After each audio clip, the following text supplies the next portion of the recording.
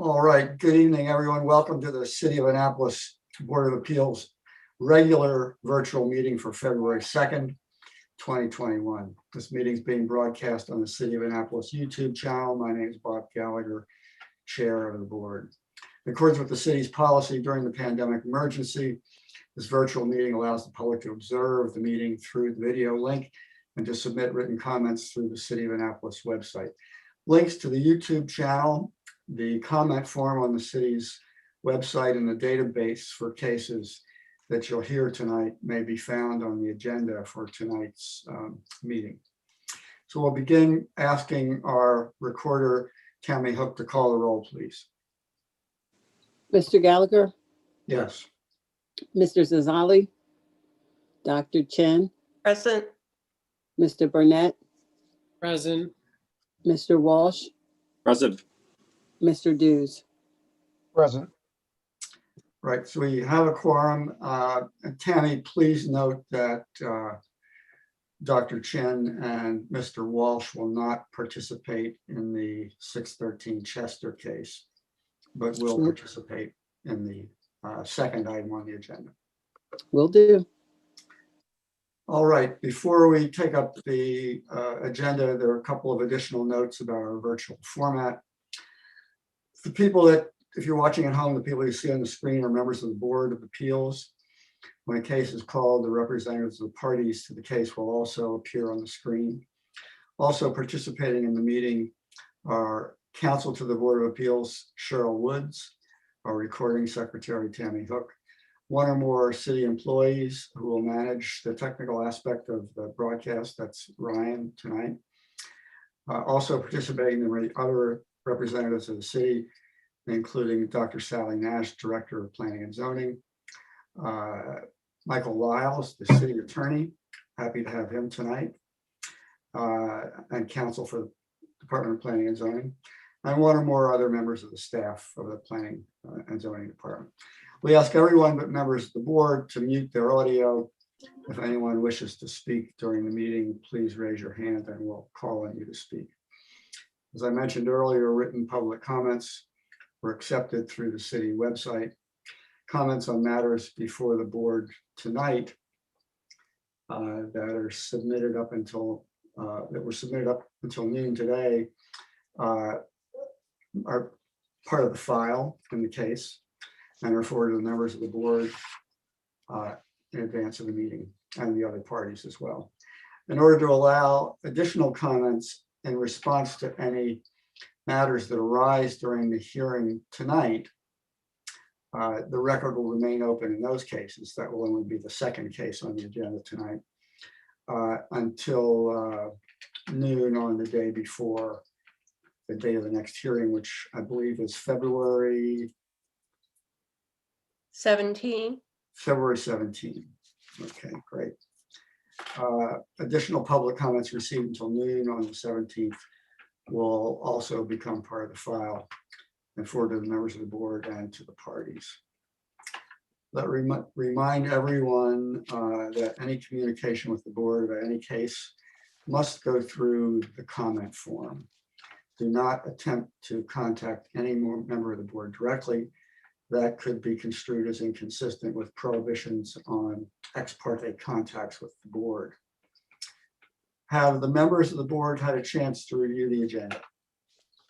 Yes. Any corrections or suggested changes? May I have a motion to approve the agenda? I move the agenda be approved as written. Is there a second? I second. All in favor? Aye. Aye. All right, thank you. That will be approved.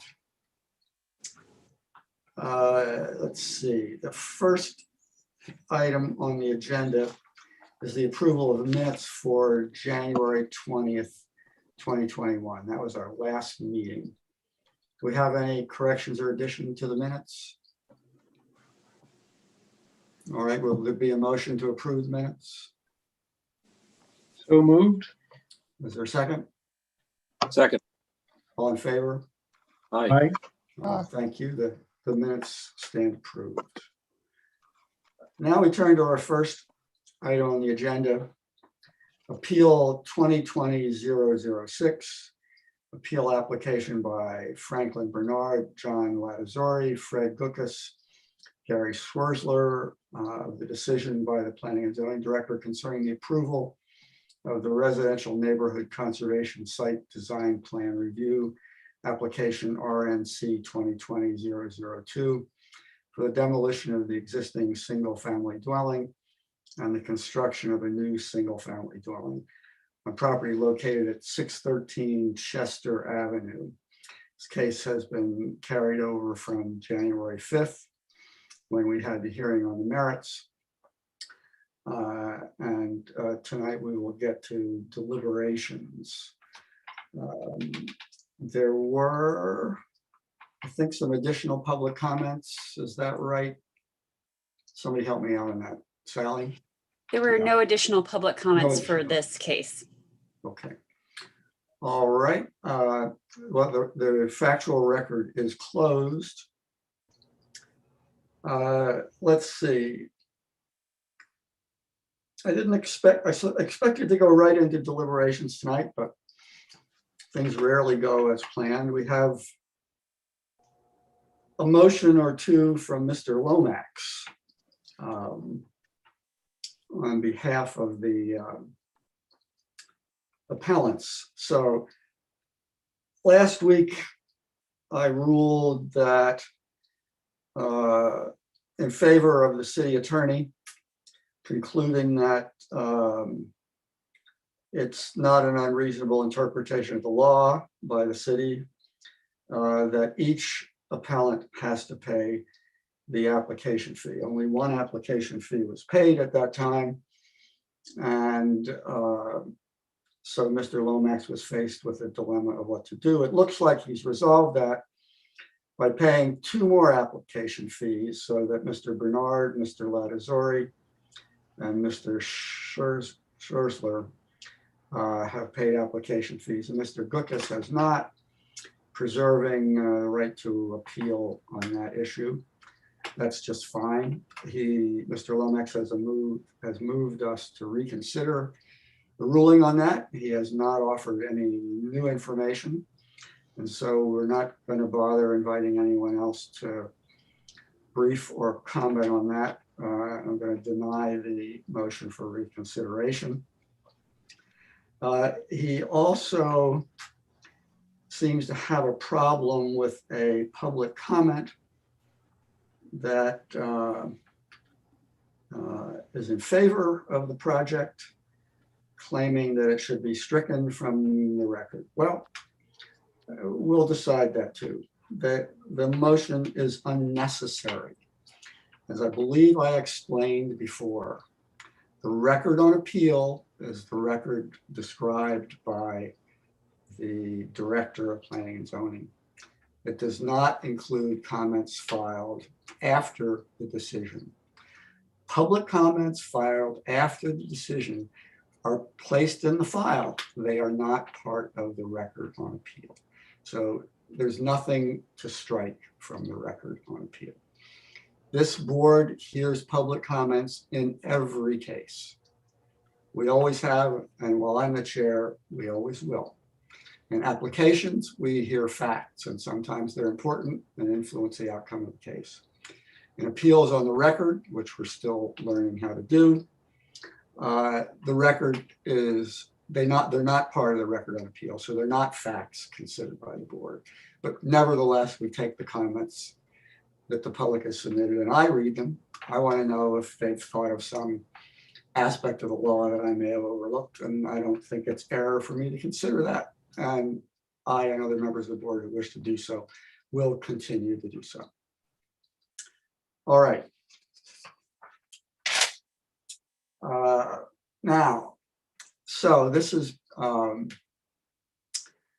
Rob and Andrew. It looks like we have 4 issues that we're deliberating on. The first one is demolition.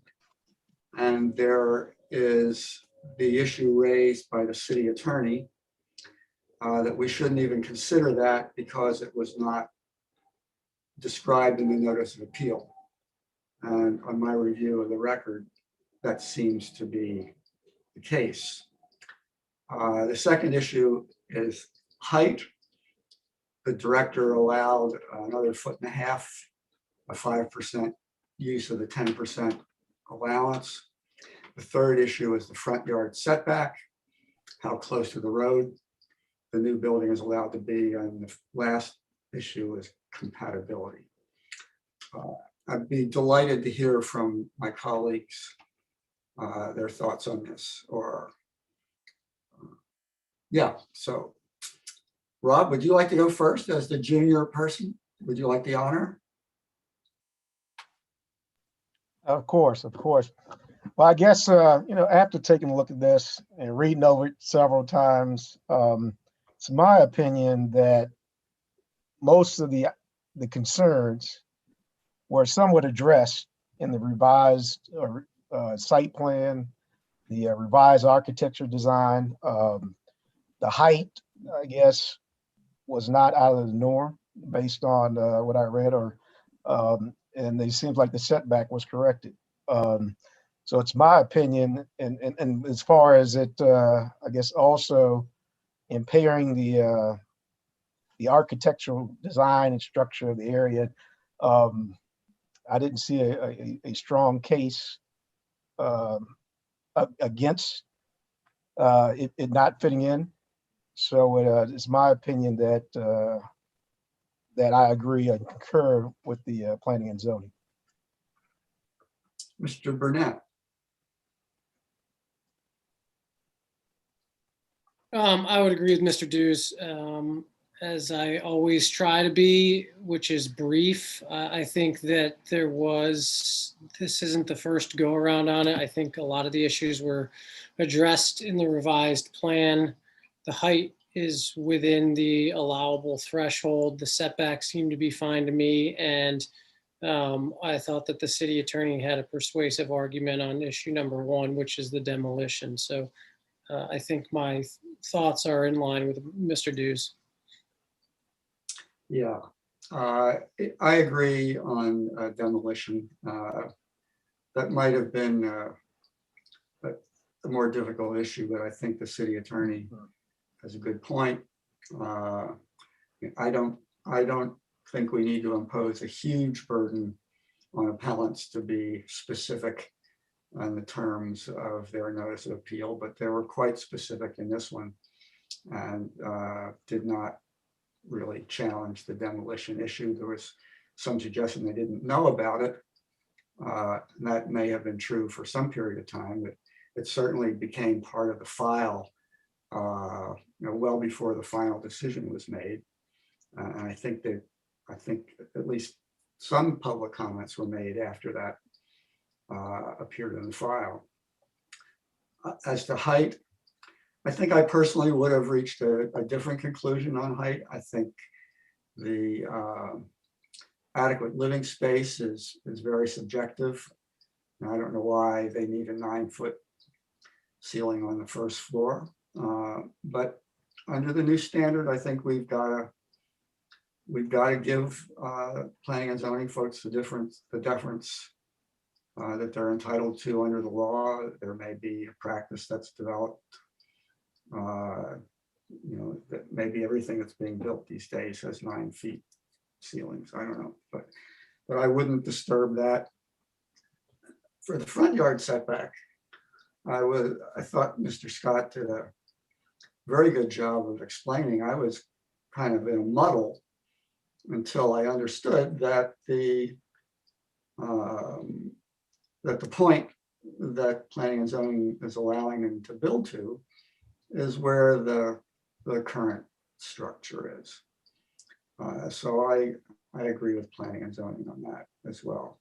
Compatibility, again, it's difficult. If it was my call, I might want to see a little less of a massive face on this thing, but clearly the staff did their homework. They know the neighborhood. They've looked at all the photos. They've compared. Maybe once one tiny little 1-story was.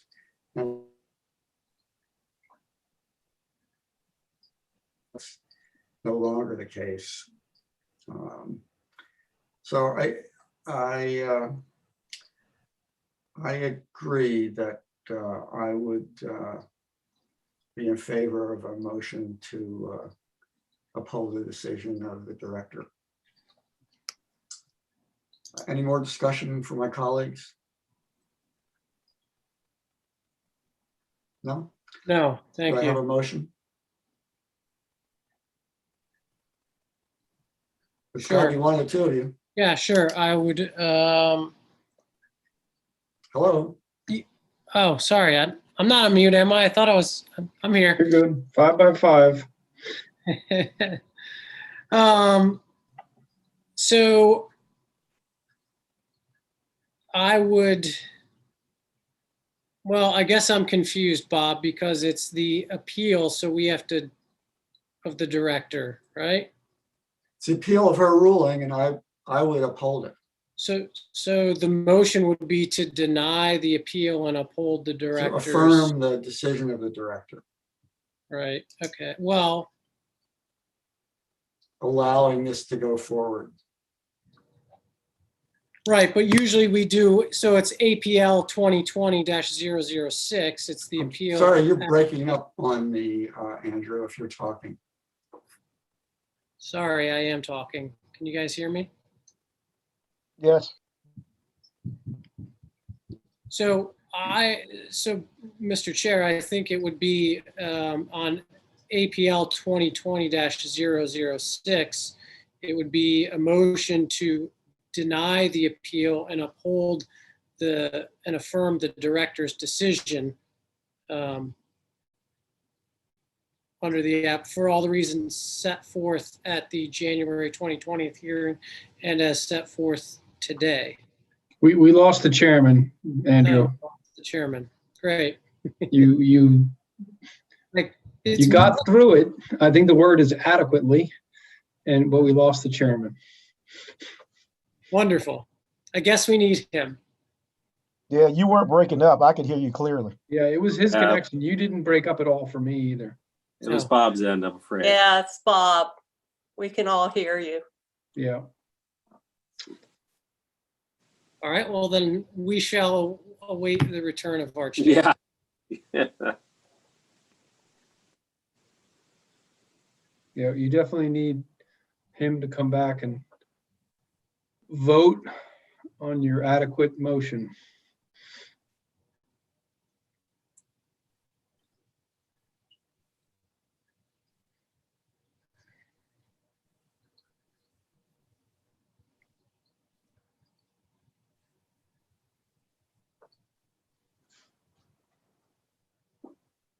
I will say that there is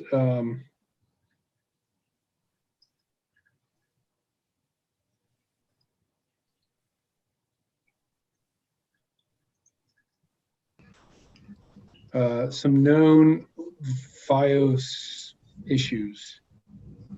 I don't know why. ICE, I got a email that said there may be spotty or limited internet speed for a while. It's probably that nor'easter that swung through.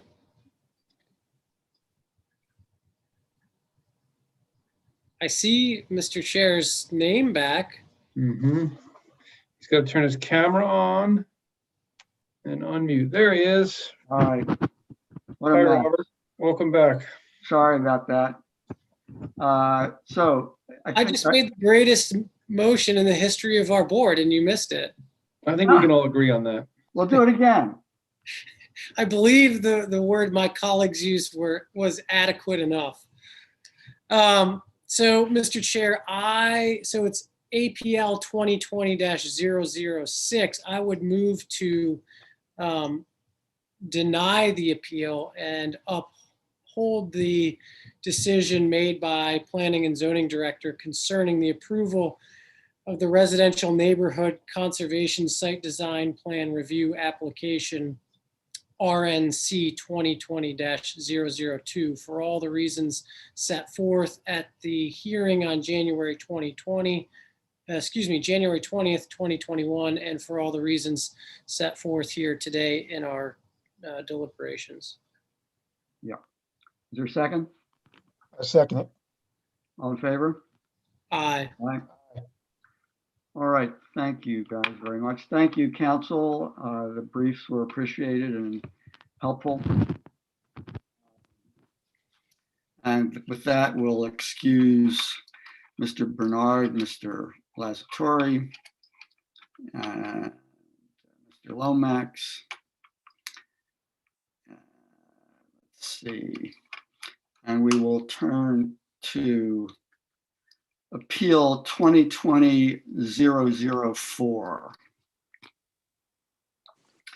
Appeal from the director's approval of minor modifications to the site design plan review for 424, 428 4th Street. This project has a long history before the board. The original proposal was for a combination business, residential, and restaurant use for a restaurant of 75 seats. The project then required a zoning district boundary adjustment, a special exception, and multiple variances. The board granted the adjustment and the special exception, but denied the variances, understanding that as a result, the restaurant would be limited to 50 seats. Both parties appealed to the circuit court. Applicants challenging the denial of the variances and appellants challenging the grant of the adjustment and special exception, if I have that right.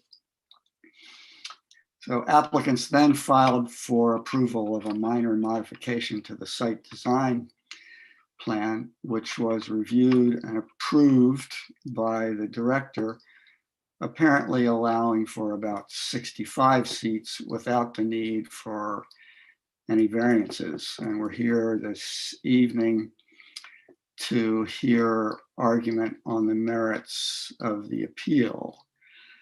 And we have brought in our parties, Ryan, and I think we're looking for Mr. Christoph and Mr. Nelson. I have let everyone that is present here. From my list, I do not have Mr. Swersler, Mr. and Mrs. Gux, and then I believe Ms. Adams Krieger is with Mr. Averill. They're not a part of this motion, Ryan. Of this matter. Yeah, we can excuse Mr. Averill and his client. We're looking for Tony Christoph and Mr. Macy Nelson. Okay, my apologies. Yep.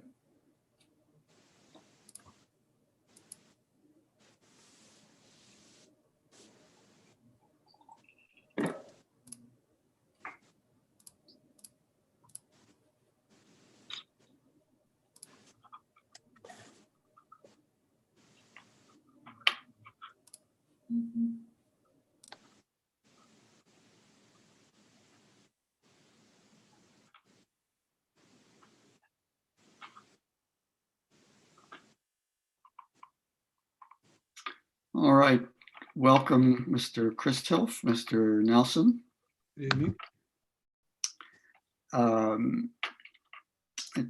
I gave a little introduction of where we are before you all were plugged in. I'm sorry, but nothing that you didn't know already. So a couple of preliminary things as usual. We have 2 letters or emails from Mr. Conlon sent to the Planning and Zoning Department. One letter contained Mr. Conlon's critique of the director's handling of this case, and it was emailed to Planning and Zoning with a request to send it directly to me and not to other members of the board. The second letter from Mr. Conlon. Complains in a number of ways about the handling of this case by the board, the conduct of the city attorney, but more relevant to tonight, refers to a conflict of interest on part of the staff. So let's deal with the first one. So we take comments, as anyone who's listened has heard in the previous case, from the public during appeals. They do not become part of the record on appeal. But when you comment, the only appropriate way to do that is through the website, the city's website. Any attempt to comment directly to one or more members of the board could be viewed as a violation of the prohibition against ex parte communications with the board, which actually is a criminal offense in some cases.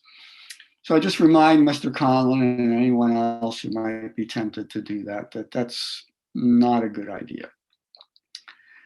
As to the second email, suggesting that Ms. Rouse on the planning and zoning staff has a conflict of interest that somehow is pertinent to this case. Just so anyone who's not a party of the case and might not be familiar with what this is about, let me back up and explain a little bit. The Board of Appeals consists of volunteers, 5 regular members and an alternate. We're not paid. We don't have any staff. The assistance that we need to have these hearings once or twice a month is provided to us by the Department of Planning and Zoning. And the way they do that is to designate one of their planning staff to be liaison to the board. And we have been fortunate enough to enjoy the faithful service of Jackie Rouse, as long as I've been on the board, which has been 6 or 7 years. Ms. Rouse all the members of the planning staff are involved in these cases at one time or another. You couldn't find one who hasn't been. But neither I nor any of the other members of the board, I'm confident, discusses any of these active cases with any members of the staff. That would be inappropriate. That would involve ex parte contacts.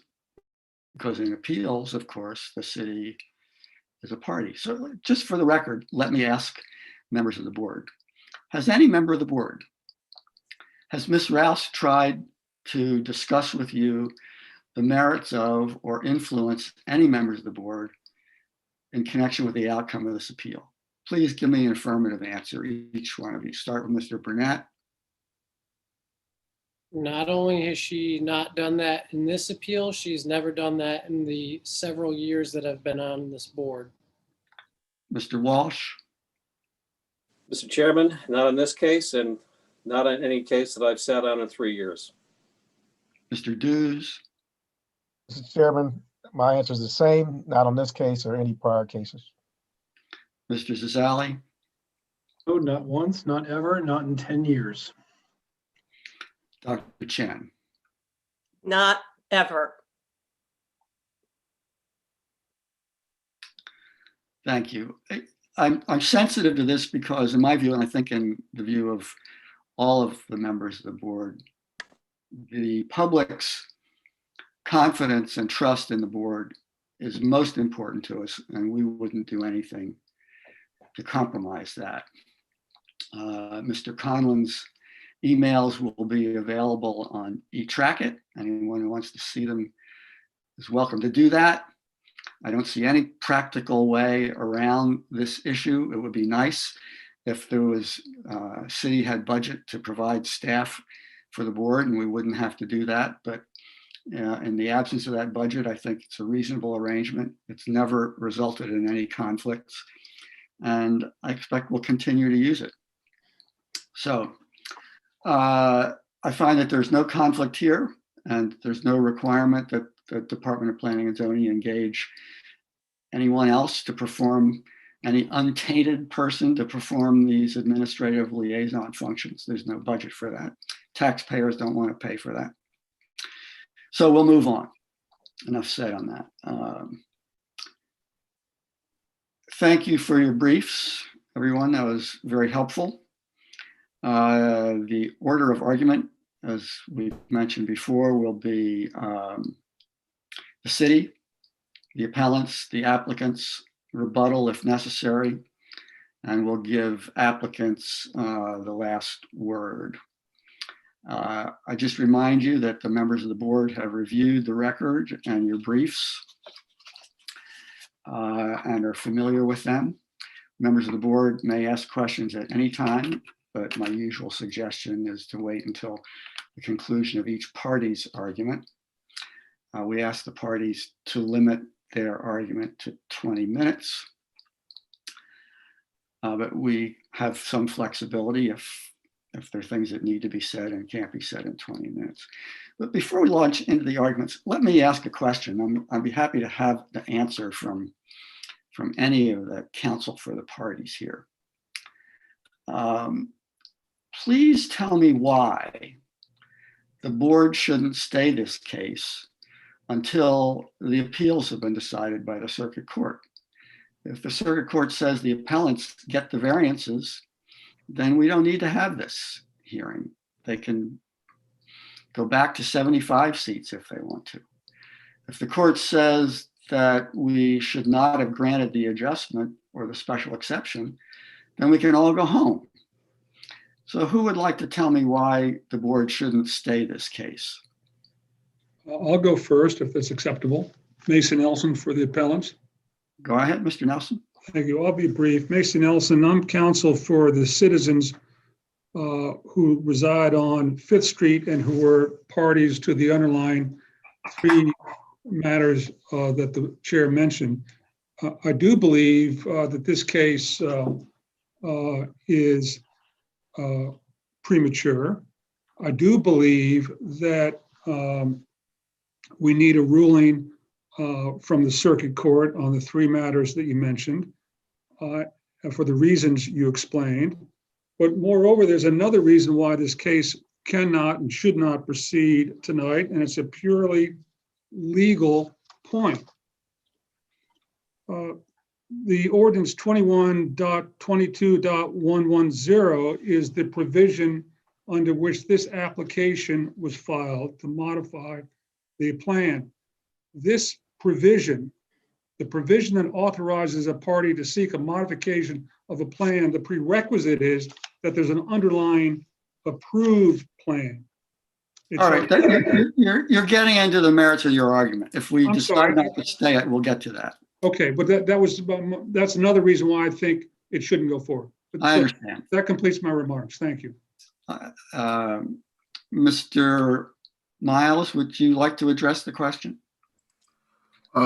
We think, like you do, that this would really be overcome by events, Mr. Chair, if a ruling by the circuit court comes out that the decisions of the director were proper and appropriate. So we think that this is probably not ripe for a decision at this time. Mr. Hilford. Mr. Christel, sorry. I think you're mute, Tony. Thank you. Thank you. It's really a question of timing for the applicant. This case, as the board will recall, these cases have been pending since 2017. They're now in the circuit court.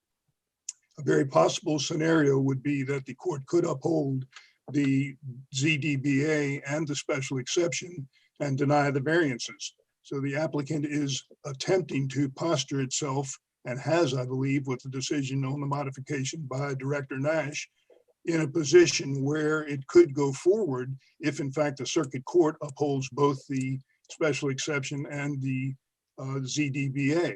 So we would like to proceed to allow this matter, because undoubtedly there will be an appeal from this to the circuit court to, in essence, catch up with the other applications. I don't know that this is premature because the modification, excuse me, removes the requirement for the variances. So again, I believe it's timely for this board to hear this matter now and to go forward with it. Well, I think this is the thing that's usually ruled on by motion, but as I've expressed to my colleagues before, when a motion would basically dispose of the case, at least on a interim basis, I'd much rather proceed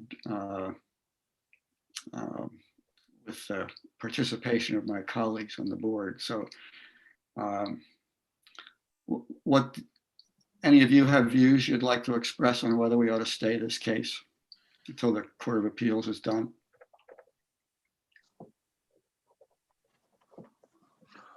Mr. Chairman, I'm glad you asked that question at the outset, because as I was reading through the various submissions from the parties, it occurred to me too that this might be a little premature. Without getting into the various motions and arguments, I agree with a lot, but disagree in others. But the question that strikes me is, going off of what Mr. Christoph just mentioned, you have 2 appeals pending in the circuit court now. If we were to act on this and say affirmatively, or even if we denied this or didn't uphold the planning department's decision, either side would appeal. Let's just say, for example, that that the modifications, we uphold the planning director's decision, and it does go and possibly gets sent to appeal to the circuit court. If we did approve it, would the applicant be satisfied with the modifications, or wait for the 75 full seat dining? I mean, wouldn't that be giving you choice A and choice B? Yeah, I mean, I don't think we want the answer to that question. That's,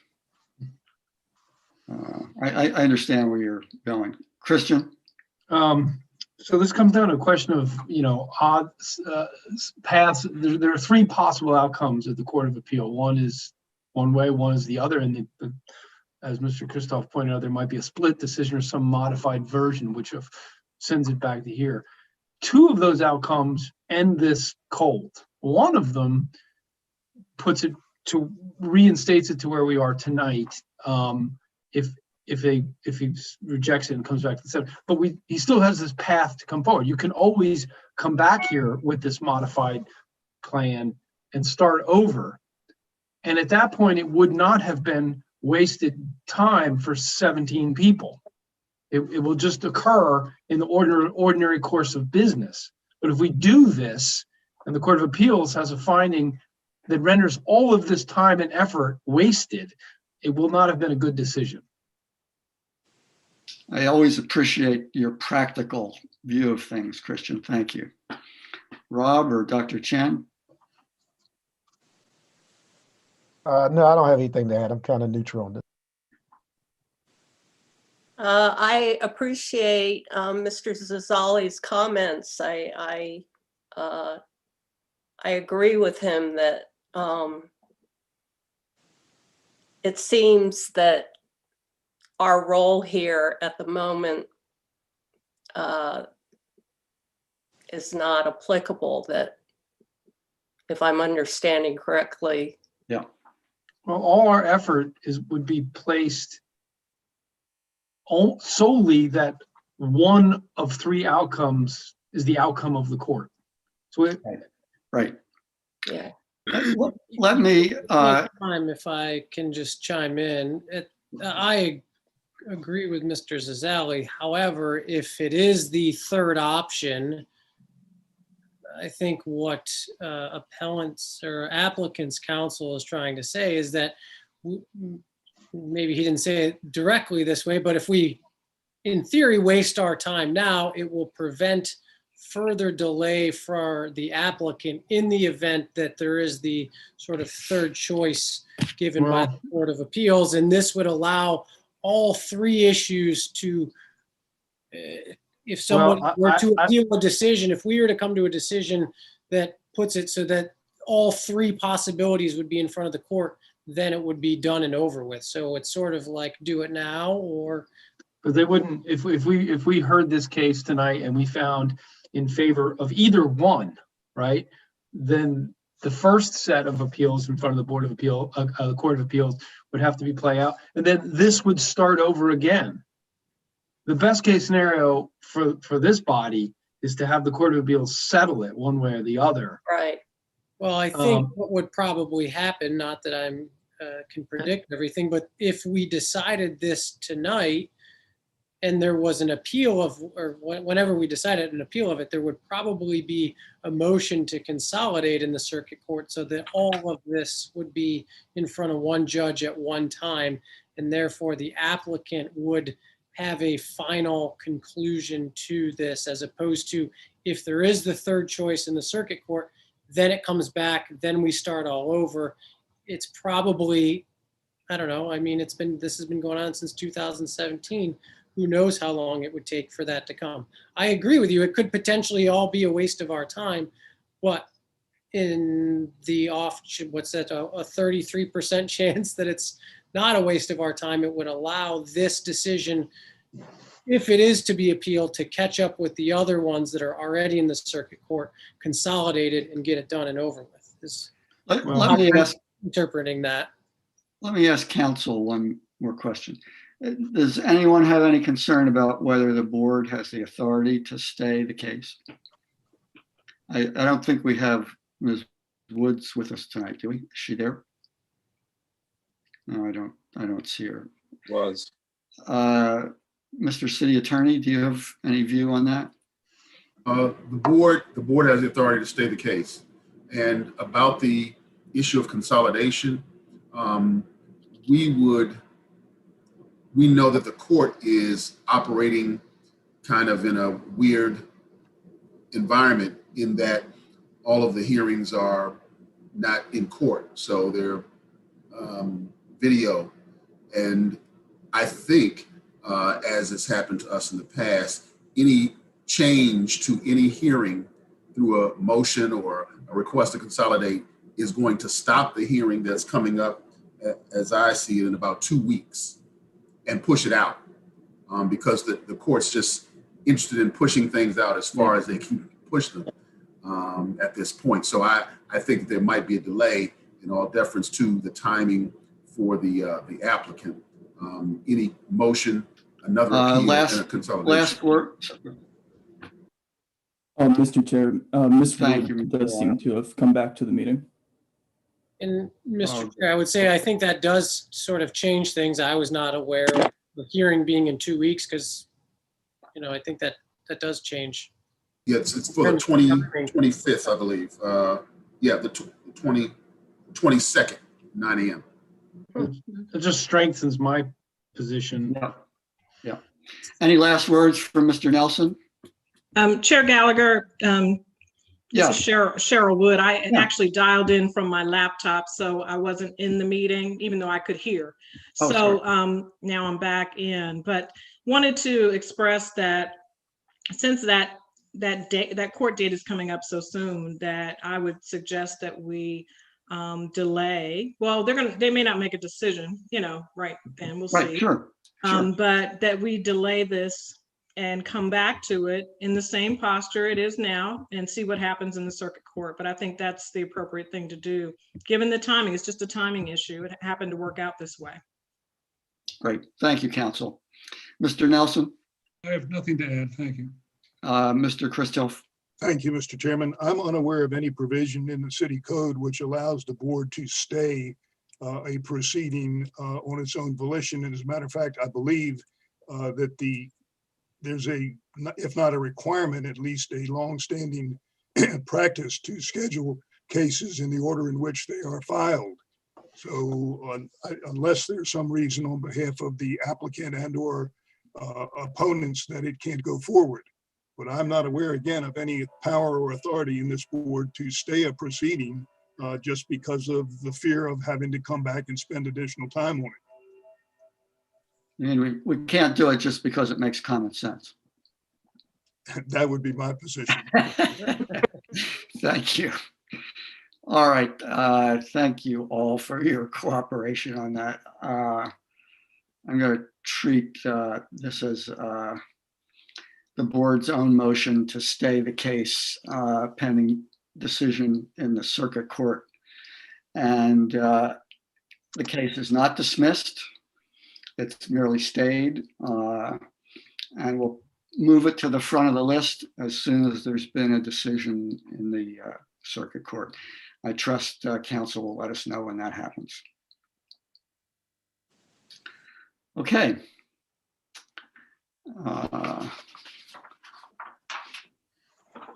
All right, so our next meeting is on February 17th. Jackie, would you like to give us a preview of what we're going to do on the 17th? Well, I have two applications that I'm going to present to you. One is a special exception and a variance with variances for a professional office at 79 Franklin. And then we have another application for special exception to expand Evelyn's Restaurant, which is located in West Annapolis.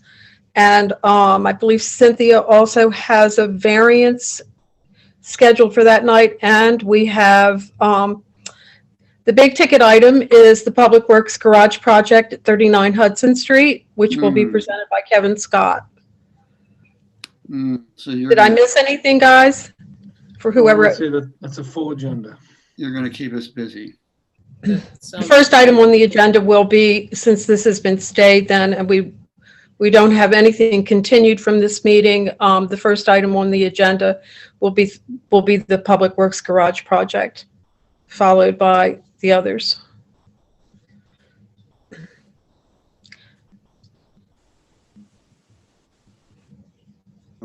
In fact, we still got counsel here, right? Just out of an abundance of caution, may I have a motion from either the city or Mr. Nelson to stay the case? Mr. Chairman, can I make one more point? Yeah, go ahead. Would somebody try? Yeah, thank you, Mr. Lyles. We've talked about the fact that these cases are in circuit court, and I believe the board's motion to stay is until the decision pending on the circuit court cases. Suppose, as is very probable, the decision of the circuit court is appealed to the Court of Special Appeals.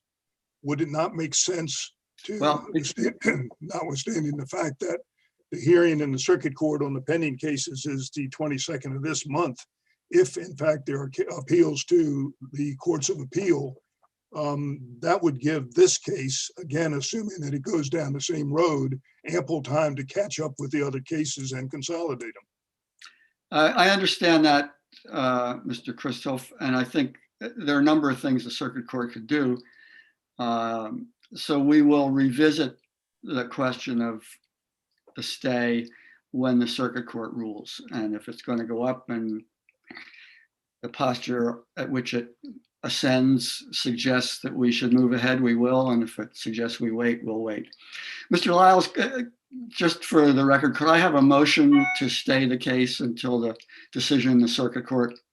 Yes, Your Honor. The City of Annapolis moves this honorable board to continue this matter until after the circuit court hears the other cases that have been appealed on the BZA, the variances, and the special exception on the hearings on the 22nd of this month.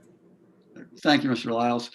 Find a lot of good sense in that motion, and we'll grant that motion. The last motion for the night is a motion to adjourn. You guys want to keep this meeting going? I move, I think we're Mr. shocked. I Chairman, think to we're just, adjourn. yeah, we're shocked at the timeliness of it. Do we have a motion? We do, Dr. Chen motion. Chen Second. moved. I would second. All in favor? Aye. Uh, Thank you all very much, council.